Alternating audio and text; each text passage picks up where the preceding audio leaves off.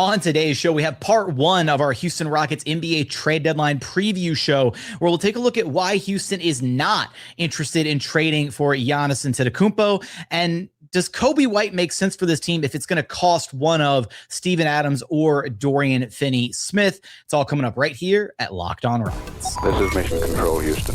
Ignition sequence start. 6, 5, 4, 3, 2, 1.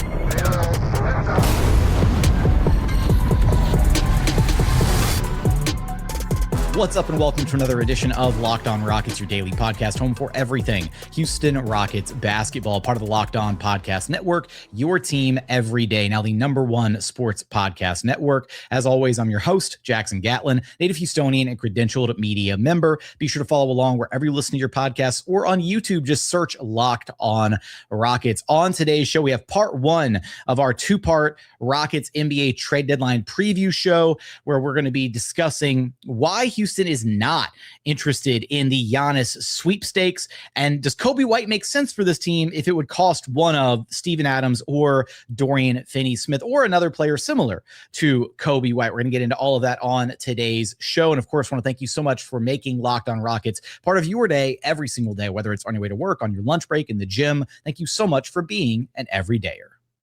And joining us now for your Houston Rockets NBA trade deadline preview are a couple of your weekly co-hosts. First off, the podfather himself, Rockets Wire editor and host of the Rockets Launch Pod, Ben DuBose. And then, of course, host of the B-Block podcast and Sports Radio 610's Brandon Scott. You can track them both down on social media, all that good stuff. And guys, it's that wonderful time of year where rumors are swirling, there's optimism, maybe some copium in the air for teams that are optimistic about making a deal ahead of the deadline, a deal that might swing their title odds for this season, give them a chance at a deeper playoff push, all that good stuff, or just the really bad teams that want to unload salary and accrue assets and all that good stuff ahead of the NBA trade deadline. And the Rockets find themselves in some of these trade rumors, some less notable than others. I think we could really we might want to revisit the Giannis situation just ever so slightly. I know we talked about it a little bit earlier this season, and that feels like a good place to start as any, just because Giannis is kind of the one domino that has to fall, or I guess not fall, before other teams really feel like they can go out and make a move at this trade deadline. At least that's how it's kind of been reported, that there have been teams that are looking at making moves, but that are kind of waiting and biding their time to see how the Giannis situation unfolds. And I've actually even had a few people like text me and ask, like, hey, why aren't the Rockets more interested in going after Giannis, right? It feels like it's a mistake that the Rockets aren't going after Giannis. Do you guys agree with that sentiment? Or do you guys think that not going after Giannis is the right move for this Rockets team? I think there are valid cases in both directions, but I think philosophically, the Rockets would rather 10 years of a consistently good window than, say, 2 to 3 years with a great window. Because even teams that are loaded and stacked in the short term, there's a lot of things that can go wrong. Look at the 2018 Rockets when you had the most dominant team in franchise history, 65-17, just dominant on every metric. 42-3 when James Harden, Chris Paul, and Clint Capela all played. And then Chris Paul's hamstring goes out at the worst moment and you don't win the title. And before you know it, the window is shutting. And so I think the Rockets, the way they're set up, we talked about how it's not just about Kevin Durant. It's with Thompson, Alperen, Şengün, Reed, Shepherd. You potentially have a window that goes on for quite a while. And between Şengün and Amen, you have two all-star caliber players who are 23 years old or younger. So the Rockets have talked over and over again about building a sustainable contender. And I think the way they look at it, they want as many bites as the apple as they can get. Because some years the bounces are going to go your way. Some years the health gods are going to smile upon you. Others, they're not. And that's what they're trying to navigate with this Giannis situation. For financial reasons, for asset reasons, you would have to send out either Şengün or Amen. I think more likely Şengün. But you'd be shortening a window that could go on potentially 10, 12 years, at least as long as the primes of Alperen, Şengün, and Amen Thompson, for a 31-year-old Giannis who already has a fairly lengthy injury history, has dealt with multiple 4 to 6 week calf strains this season, which that's typically a grade 2. It can be a precursor to Achilles issues. At least it has been in recent NBA times. So I just think it comes down to the Rockets philosophically under the Fertitta ownership regime under Rafael Stone, they have consistently prioritized length of the window. And I think perhaps some of the lessons from the late 2010s when the Fertittas first became the ownership group of this team, I think that could be playing a role as well. And yet it is worth acknowledging that Giannis would improve your title odds this season. You combine an all-NBA version of Kevin Durant with a Giannis that's still top 5 in the world, you could potentially win a title this year. And as long as Giannis stays anywhere close to the form he's in now, you would have a really good chance. So it just comes down to philosophically, do you want a really good chance for 2 or 3 years, or do you want, a good to very good chance for 10? And I think the Rockets, you can disagree with them. Reasonable people can disagree on this. I think the Rockets just want more bites to the apple. And I think that's how they're looking at it.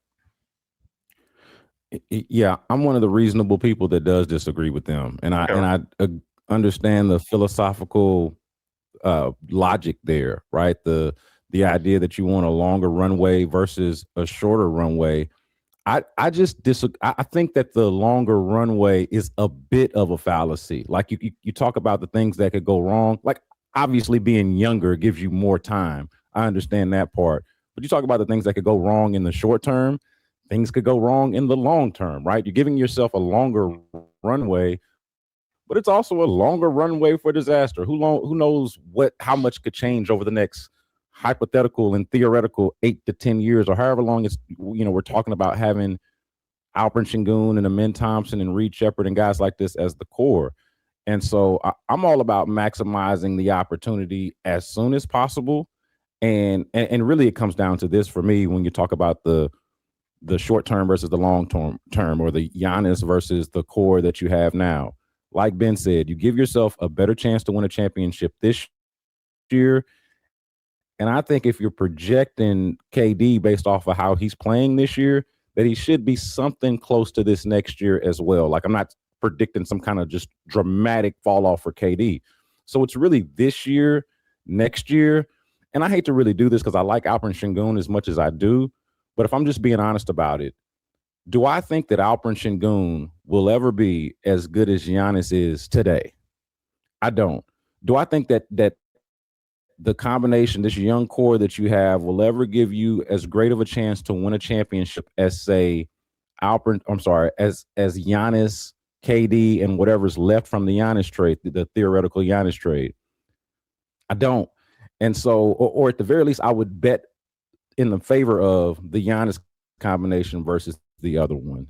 And so that's just what it kind of, just to oversimplify it just a little bit, it comes down to what maximizes your window, period. Whether you're talking about 2 to 3 to 5 years, or 5 to 6 to 7 to 8 to 10 years, if I look at all of it in its totality, I think a combination of Giannis and KD playing at this level, granted, I'm not talking about a complete washed version of them, but both of them still playing at this kind of all NBA level, I feel like that gives you a better chance to win a championship than any of the younger guys. And that's just my projection of those players and my philosophical difference on short term versus long term. It could also be me getting old, but that's another story. Yeah, you don't know if you'll be around 10 years from now. Exactly. No, I can't, exactly. Although I have some of those thoughts myself.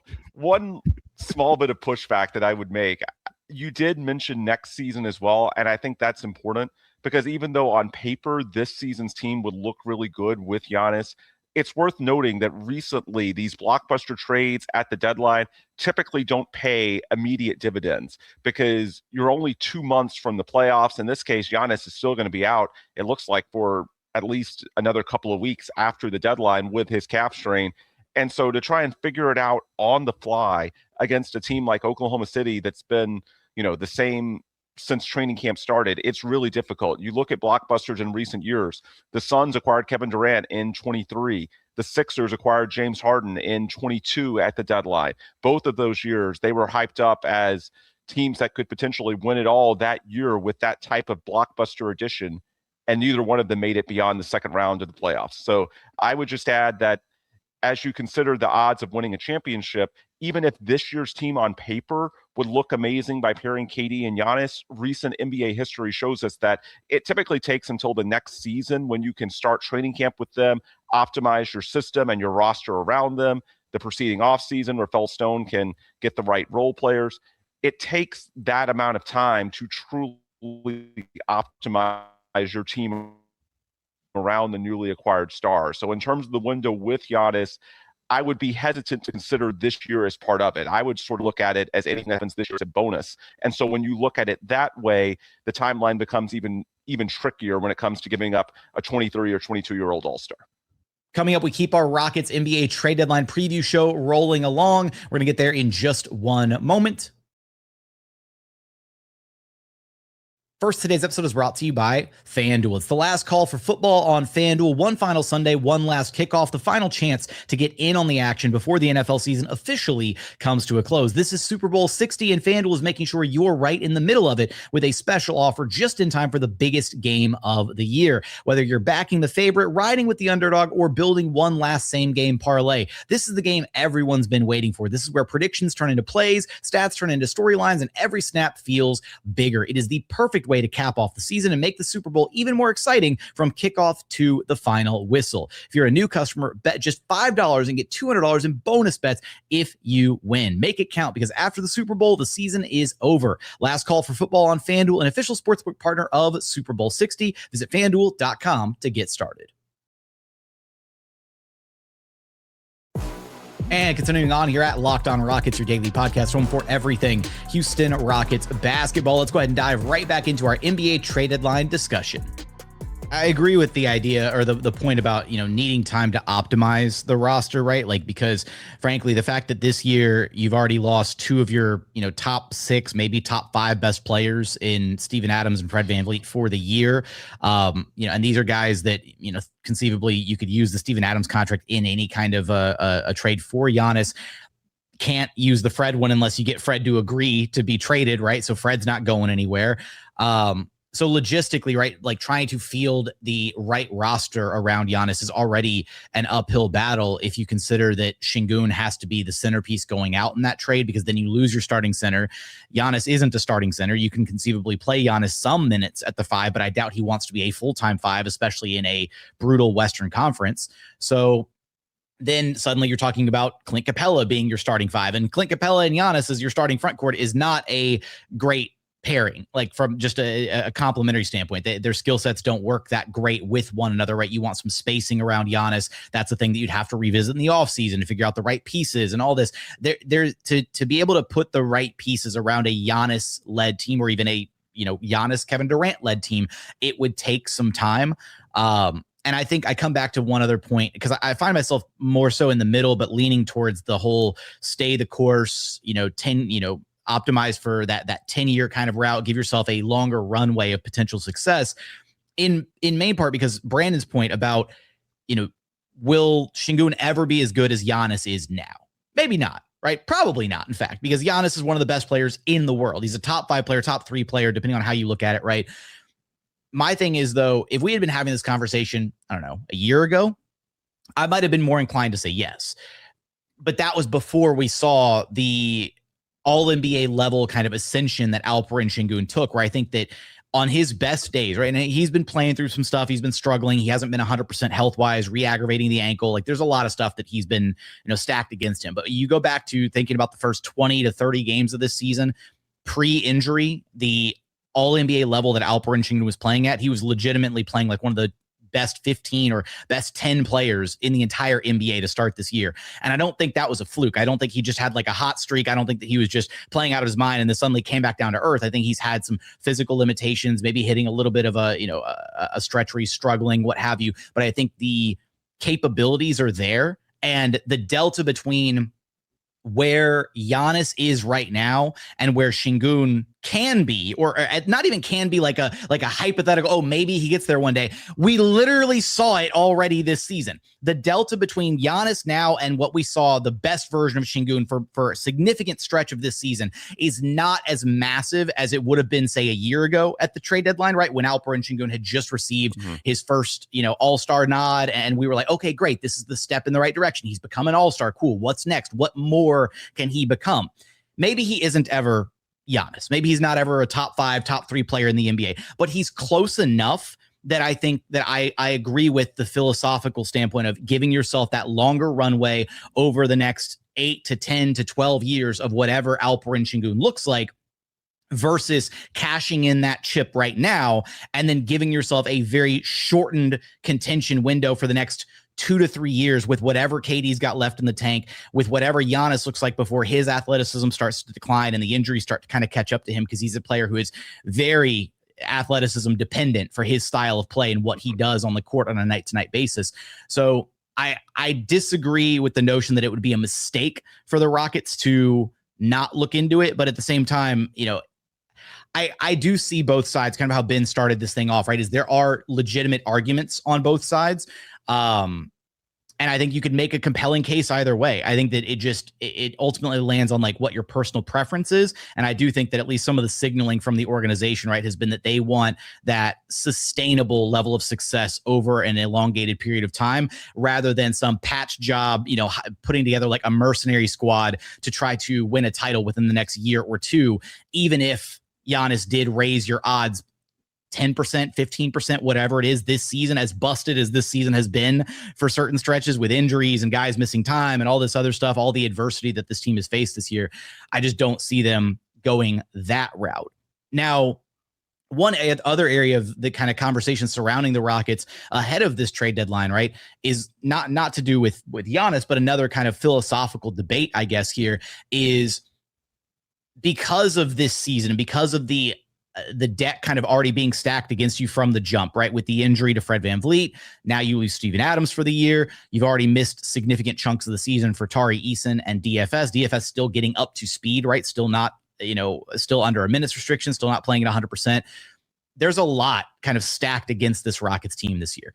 And I've seen, conversations debating whether it makes sense to make a move this season to try and increase your odds, however incrementally this year, if it, I guess, hurts your odds next year. Now, I wouldn't agree with any trade that would, give them a better shot this year, but somehow make them a worse team next year. I don't think that math makes any sense whatsoever. So some of the trades that we'll suggest and talk about a little bit later on in the show, we'll explore, are these trades that help now? Do they also help later? How could we factor in the long-term projection of this type of deal? All that stuff.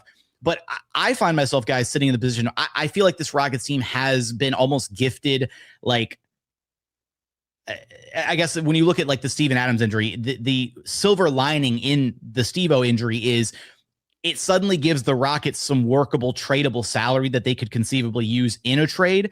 And at least this is where I fall on the Steven Adams front. As amazing as Adams is, as impactful as he can be when healthy on the floor, right? When healthy is the key words here.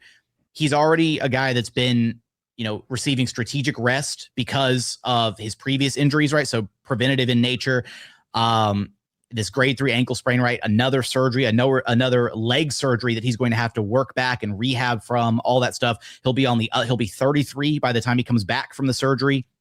And there's no guarantee that he's going to be able to, that his body is going to be able to hold up and that we won't see another Steven Adams injury further down the line. Now, I know you can make that argument with almost any player, but I think the factors at play here, right? The age, the injury history already, the amount of workload that his body has to take as quite literally one of the biggest centers in the NBA. And his overall play style doesn't exactly lend itself to maybe longevity, if you will. I think it would be a missed opportunity if the Rockets didn't take advantage of moving on from that salary and bringing in some type of a contributor this season to not only elevate their chances this year, whether it's 5%, 10%, whatever, to make a move that helps them not only this year, but ideally a move that gets them a player that you can also envision as part of the rotation for next season as well. B. Scott, how do you feel about them making a move this year and what it could potentially look like? Yeah, so I love that you're seemingly a lot more optimistic about what they could potentially do. When I look around, I just don't, and I felt this way for a while, I just don't see a whole lot out there given what some of their restrictions are. Now, I do think that there are some moves that they could make, but it's all or nothing. Like they could do the big move, the kind of the big buzzy move of like try to put together a Giannis trade, or it's like something along the margins of going out and getting a Coby White or going out and getting a Tyus Jones or a Jose Alvarado or something like that, which I do think could help them. But I just don't know how much that really moves the needle or turns them into any more of a contender than what we already kind of view them to be, so that's kind of where I'm stuck. There are some ideas, there are some different things that they can do, but it all is still kind of going to land me right to where they are right now as a, outside looking in of the top couple of seeds in the West, and probably at best a third seed and at worst a, 7th seed or 6th seed, just, right above the play-in. So I'm looking at this, very interested in how they approach the deadline. And if they view it as just, hey, what we have right now, if we just kind of let it cook a little bit more, let's just see what we can do with that, as opposed to disrupting what we're already trying to do, which is build team chemistry. We've talked about that, right? Like this is a team, and this stands out even in a game that they win against the Mavs the other night or last night. This is a team that's still really learning to play together. And it fluctuates. What that looks like is different from night to night. It could be a 1 step forward, 2 step back, 2 step forwards, 1 step back, and you're still kind of trying to figure out, or they're still trying to figure out how to play together. You add in somebody, let's say like a point guard into the mix. In theory, that helps you get organized. You get your offensive sets organized a little bit more. But at the same time, you're bringing in a whole new personality that's supposed to come in and play heavy minutes for you. So honestly, I kind of view it as almost like a rock between a hard place. Like this is probably, for better or worse, your team from where I sit. Coming up, we keep our Rockets NBA trade deadline preview show rolling along. We're going to get there in just one moment.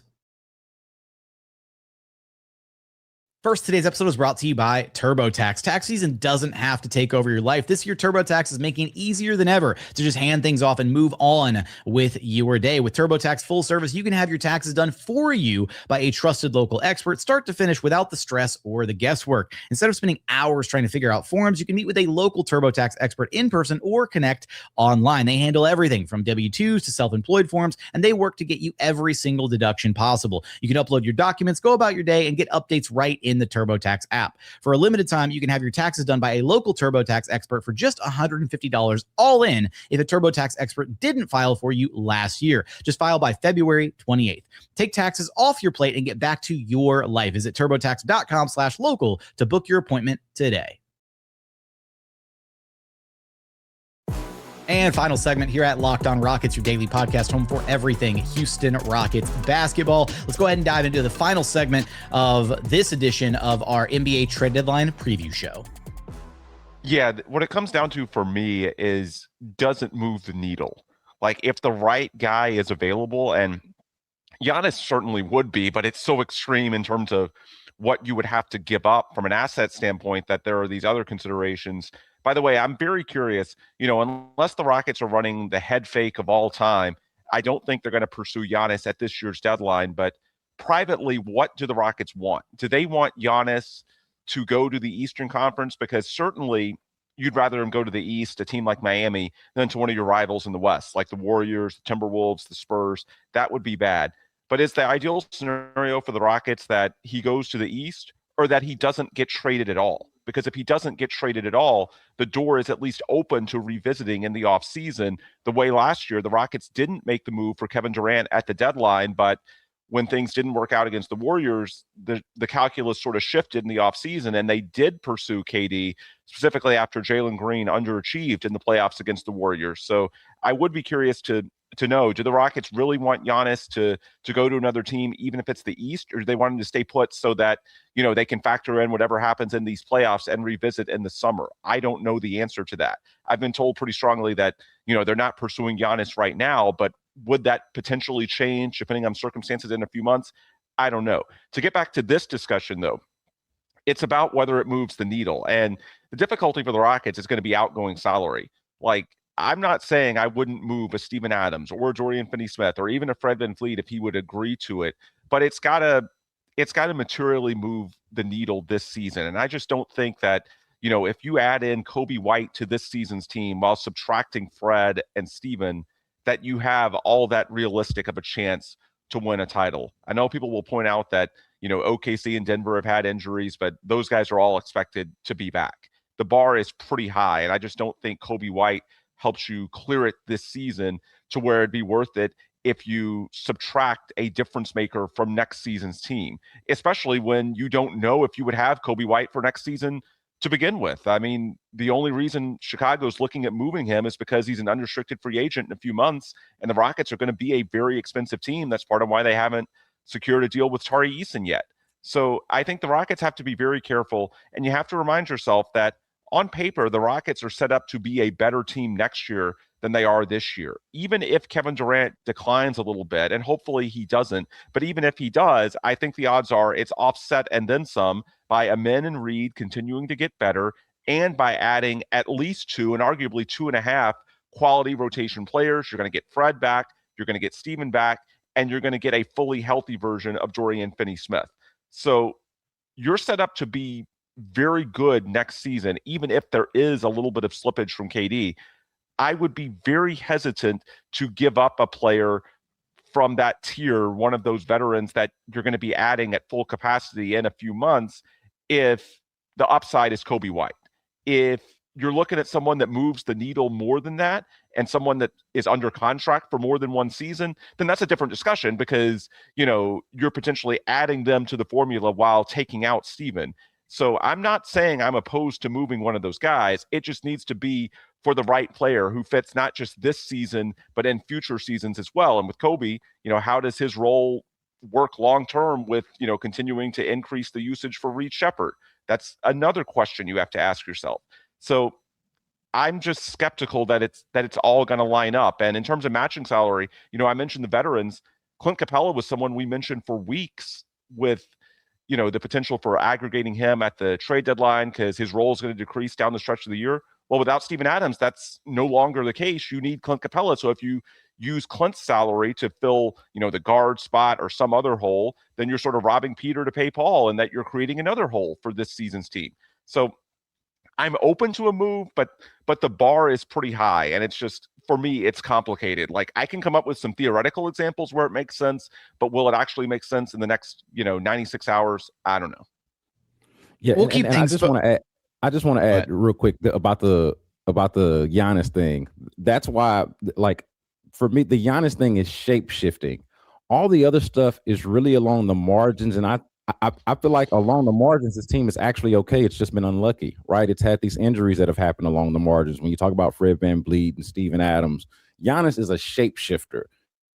That's the reason why I'm willing to kind of go back a little bit on the whole idea of building the nucleus and the long runway. I'm like, man, nothing of that runway to me is like Giannis. But then everything else, like I mentioned, Coby White and Jose Alvarado or Tyus Jones, it's like I'm good with the way this team is currently constructed. It takes something as drastic as a Giannis to make me want to come off of what the Rockets have already built, which I think is extremely solid. Keeping the conversation focused on, we'll use Coby White as the name for a moment, just because I feel like we've been focused on him for a second here. My argument in favor of trading for Coby White, I understand some of the hesitancy. There's the fact that he's an unrestricted free agent later this offseason, although having looked at the teams that do project to have cap space this summer, I genuinely don't think I see one that would go out of their way to like throw the bag at Coby White. Like, this is not going to be the summer that Coby White goes and gets paid and rakes in, a 20, 25, $30 million a year deal. And especially teams have been a lot more prone to being cautious and careful with their spending because of the new CBA and the ramifications and all that stuff. So we haven't seen, 10, 15 years ago, we would see teams just throw the bag at like random role players and be like, here's a max contract, right? Like, have fun, let your team deal with the headache of, do they want to match this or not, right? And you'd have the Hornets and the bad Nets teams of the world and the Wizards, and they do this just to mess with other teams, right? Because there were no penalties. It didn't hurt you.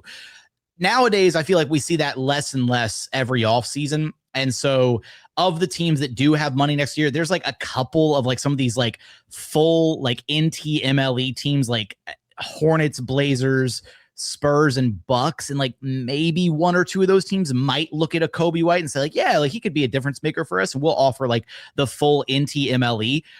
And at that point, like, do the Rockets feel comfortable enough at least matching that number? I know that with unrestricted free agency, there is no, you don't have a claim to a player. You can't keep them regardless of whatever other offers come in. But I also find it really hard to believe that a 25-year-old Coby White, if traded to the Rockets, would want to leave a situation where he's able to contend for a title, potentially might be able to be at either this season or down the line, might be in the starting lineup, or potentially, first man off the bench, sixth man kind of super sub off the bench, playing alongside a Kevin Durant and an Alperen Şengün and a Ben Thompson, guys who are going to get him some of the easiest shots of his career.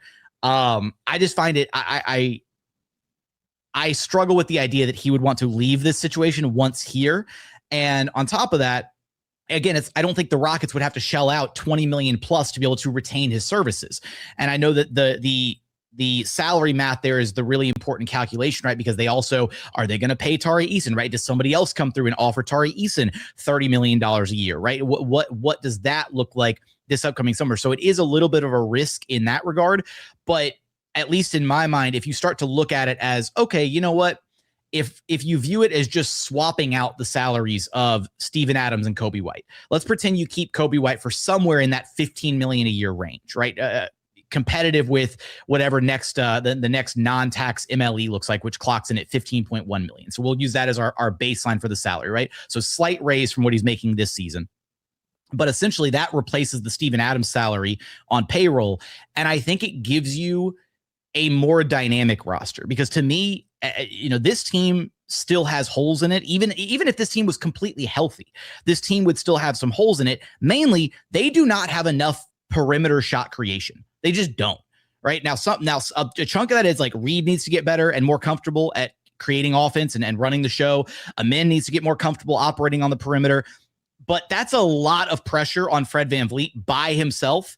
And I don't think that's just getting Fred back next season suddenly elite. It helps, certainly. But then you're kind of in the same position where it's like, okay, great. Like, you've got Fred back, but you still have a distinct lack of perimeter shot creation for all 48 minutes that you're out there on the floor. And having more dynamic creators is never really a bad thing. And I do think that this Rockets team has shown us enough times this season that sometimes they just need guys who can put the ball in the bucket, right? They need guys who can score the ball. They've got KD, they've got Şengün, sure, but even sometimes then hasn't been enough because the role players have been so inconsistent, and you don't really have anybody else outside of those two. And a year two Reed Shepherd, like year two Reed Shepherd has been your some nights your second or third best offensive player.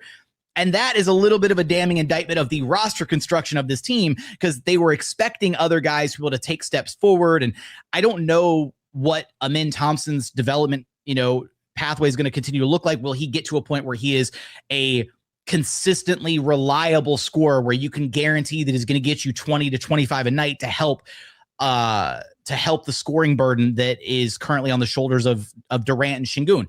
Maybe, but maybe it continues to be more of the same where he's just, teams are able to scheme against him like we saw the Spurs do so aggressively the other night, or he has to play off ball and play out of the dunker spot, and these limitations to his game. And I'm at a point, I know that good friend of the program, Stanford KP, was blaring this horn a couple months back, actually, pre-Steven Adams injury.